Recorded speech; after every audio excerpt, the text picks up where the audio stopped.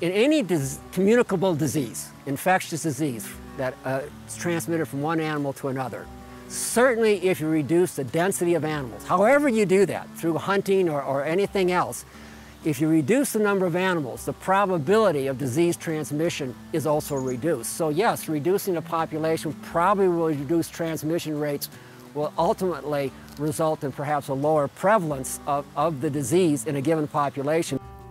There are several techniques that states have used up to this point that sort of work, and they're basically based on guiding principles of what we know about the disease, and that is that if you reduce the amount of contact one animal has to the other, you probably reduce the probability that the disease will transfer. If you make available places for hunters to dispose infected carcasses, you may reduce environmental contamination. You know, we've talked a fair bit in Wyoming and in other places about the notion of focusing harvest on a CWD hotspot with the objective of seeking to slow, at least slow, the spread of that disease.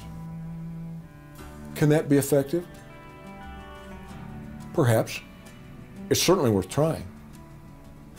The worst thing that can happen is we'll harvest a few more deer and the habitat will thank us later. We're viewing hunting and the turning over those deer herds at a reasonably high degree as probably the most effective management tool that we have, as contrasted to, say, the area around Boulder, where we don't have hunting in that urban deer herd, and we've seen prevalences in that area rise to as high as 40% in males. And so hunting does seem to be an effective tool that's limiting the increase and even the rate of spread of CWD. Beyond that, I think we're sort of in a between period where we're continuing our surveillance and our monitoring, but we're reassessing what our approach is going to be in the future. And in that respect, we're kind of looking at Wisconsin and what they're proposing and as maybe a guide. So the management knowledge to date indicates that in some scenarios, decreasing the density can have an effect on CWD prevalence rates by reducing them somewhat.